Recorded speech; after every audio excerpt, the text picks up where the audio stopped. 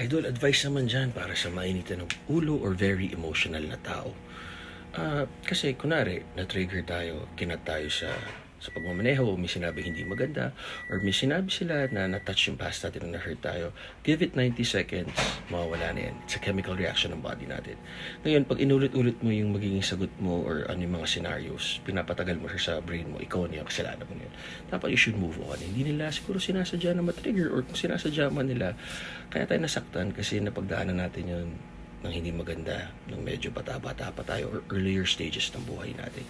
Kaya na mas matured tayo, walang maganda na pupuntahan ng galit, inggit, or nananakit ng kapwa.